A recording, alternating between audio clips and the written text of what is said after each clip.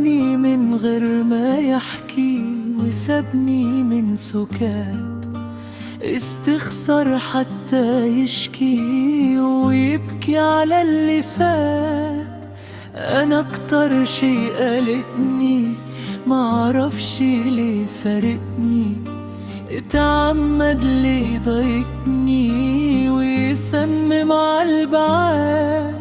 وانا برضو مش هعاتبه وان شفته مش هخاطبه، مادام البعد عاتبه مصر على العنان.